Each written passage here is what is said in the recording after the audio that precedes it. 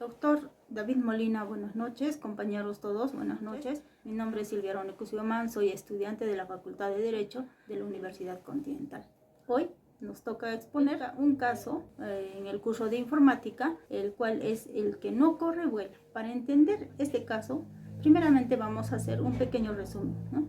Trata de la doctora jueza María Nela, quien estudió electrónica hasta el 7º ciclo. Obligada por sus padres, estudia la Facultad de Derecho, convirtiéndose más adelante en juez. María Nela ve que los casos tienen cierta particularidad comunes. Conocedora de los principios de la robótica, decide crear un dispositivo que le permita predecir el 70% del éxito en la conclusión de los casos que lleguen a su despacho. Pero el dispositivo no funciona tras varios intentos y lo deja olvidado en el despacho, al que solo tiene acceso uno de los pasantes del servicio civil de los graduandos, llamado Ronald, el estudiante de generación milenial, quien se preocupa por los problemas del cuidado del planeta, la deforestación global, el medio ambiente, y descuida sus labores del juzgado. Ronald descubre cómo funciona el dispositivo y resuelve sus casos basados en la opinión del dispositivo, opinión que es compartida con la jueza María Nela. Asimismo, Ronald elabora una base de datos en el que incluye el nombre de las partes intervinientes en todos los procesos analizados. Además, incluye los números de teléfono, correos electrónicos de las partes, y decide llamar a algunos justiciables para solicitar una opinión acerca del tiempo de resolución de los casos y una opinión de la relación con respecto a la jueza. Un día, uno de los justiciables visita a la jueza y solicita la explicación sobre estas llamadas extrañas, y en ese contexto la jueza va entendiendo qué está sucediendo. Además, descubre que todos los casos resueltos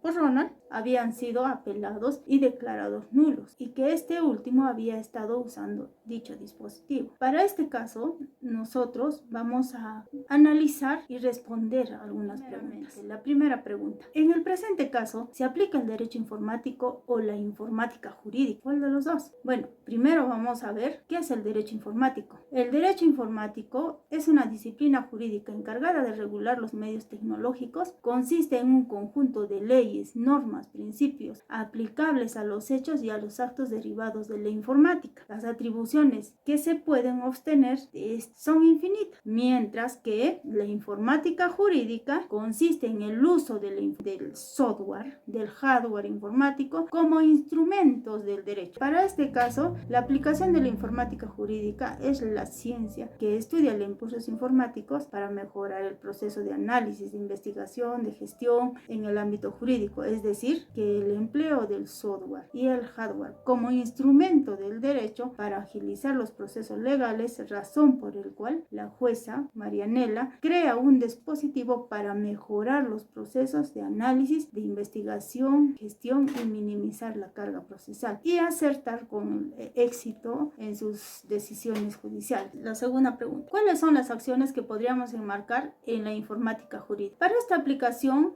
tenemos tres partes. Es la informática jurídica documental, la informática jurídica de gestión de control y la informática jurídica decisoria o metadocumental. Entonces, ¿qué significa la informática jurídica documental? Consiste en la creación de almacenamientos y recuperación de información jurídica, como leyes, doctrinas, jurisprudencia, documentos administrativos, contratos, convenios, expedientes judiciales, notariales. Existe también un método para la búsqueda de esta información documental, ¿no? ¿Por qué? Porque la informática jurídica documental es la recuperación de información jurídica. Entonces, los métodos que se utilizan comúnmente son el full text, el criterio que busca la aplicación de todo texto, el keyword, el criterio que busca la aplicación de un conjunto de palabras, ¿no?, claves que se almacenan en el texto, y el abstract, ¿no?, el criterio que busca o es aplicado sobre un resumen de textos. Ahora, la informática jurídica de gestión de control, ¿qué es? Se compone de programas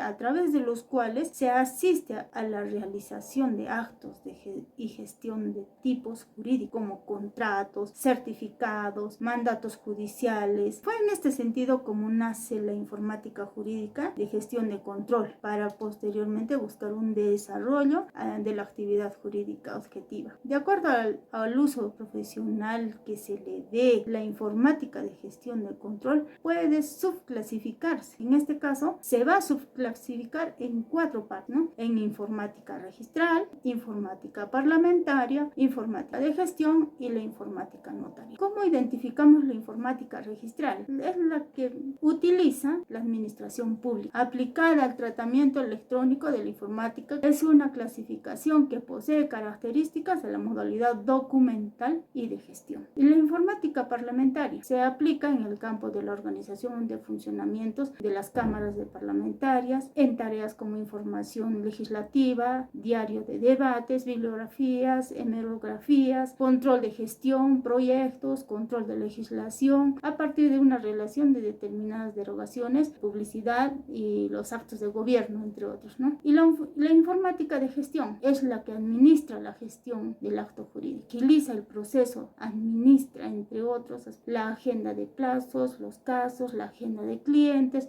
la facturación y cobranzas, el procesamiento de textos, la consulta de legislación, doctrinas y jurisprudencia, ¿no? Y la administración de los recursos humanos. Mientras que la informática notarial tiene características compartidas, como la gestión de estudios jurídicos, pero orientados a la generación de documentos y a la interacción de la informática registral. Vamos por la tercera, la informática jurídica decisoria o metadocumental. ¿A qué se refiere? A través de la cual se ayuda o apoya en la toma de decisiones a través del sistema de inteligencia artificial que brinda soluciones a ciertas problemáticas jurídicas. Por ejemplo, mediante el proceso de inteligencia artificial pueden redactarse documentos y corregir errores ortográficos, gramaticales. En un aspecto más avanzado, la inteligencia artificial materializa a través del sistema, ya sea a través de sistemas expertos, que la estructura de conocimientos especializados obtienen conclusiones a partir de una información que se les suministra generalmente bajo la modalidad de pregunta-respuesta, facilitando así una toma de decisiones. Ahora vamos por la tercera pregunta. ¿Qué tipo de datos utiliza Ronald?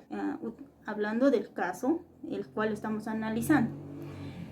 En la creación de la base de datos, los datos que utiliza Ronald, en este caso, para elaborar su base de datos son los nombres, números telefónicos y los correos electrónicos de los pasantes. Ahora, ¿cómo se clasifican estos datos, ¿no? Los datos personales. Los datos se clasifican en 5. Primero son los datos personales, que como les decía, se consideran nombres, números telefónicos, correos electrónicos, imagen, el DNI, los pasaportes, el domicilio, con los que permite identificar a la persona en forma rápida. Cuando la información está estrechamente vinculada con la intimidad de la persona, los datos personales serán considerados datos sensibles, como los datos biométricos, origen racial, étnico, ingresos económicos, convicción política, religión, afiliación sindical, información relacionada con la salud y la orientación sexual, ¿no? Esos son los datos sensibles. Y los datos semiprivados son los que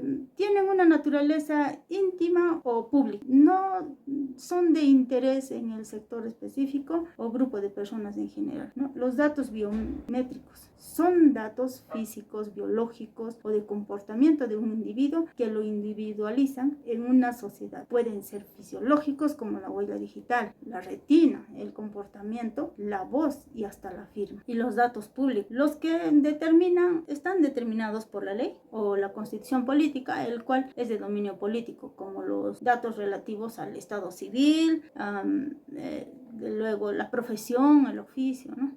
Etc. ¿Quiénes lo protegen? En nuestro país lo protege la Constitución Política del Perú. Otro es la Ley 29733, Ley de Protección de los Datos Personales. El que nos protege en los datos personales es el Decreto Supremo 003-2013 el Reglamento de la Ley de Protección de Datos Personales. También son protegidas judicialmente a través de un proceso de habeas. Ahora también encontramos ahí la parte administrativa, ¿no? Respondiendo a la última pregunta, ¿es responsable Marianela por las acciones de Ronald, teniendo en cuenta que fue Marianela quien creó el dispositivo? Considero que Marianela sí es la responsable de las decisiones de los actos de inteligencia artificial, ya que el ser humano que la programó inicialmente como la programación de dicho dispositivo debe hacerse responsable por todos los daños ocasionados a terceros. En cuanto a las acciones de Ronald, Marianela no es responsable, ya que ella no ordenó su uso y aplicación de dicho dispositivo, pero Ronald comete otro tipo de delito informático que comprenden las acciones antijurídicas, el cual hacen uso indebido del software, ¿no? Y apropiación ilícita o no autorizada de los datos personales con los números como los números telefónicos, los correos electrónicos, los nombres de los pasantes, ¿no? Pues Ronald, al hacer uso de dichos dispositivos que no beneficia en sus decisiones a las partes, a lo contrario, los causa un daño, los casos resueltos que él ha emitido, ya que éstas eran apelados y declarados nulos, ¿no? Perjudicando a las partes en sus decisiones jurídicas.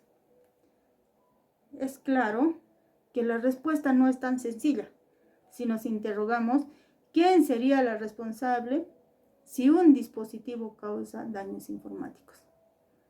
Por un lado, el artículo 56, inciso F, de la resolución del Parlamento Europeo del 16 de febrero del 2017, con recomendaciones destinadas a la Comisión sobre las normas del derecho civil sobre la robótica, aboga por crear a largo plazo una personalidad jurídica específica para los robots, de forma que como mínimo los robots autónomos para los autónomos más complejos puedan ser considerados como personas electrónicas, responsables de reparar los daños y que puedan causar y posiblemente, ¿no?, aplicar una personalidad electrónica a aquellos puestos en los que los robots tomen decisiones autónomas, inteligentes o interactúen con terceros en forma independiente.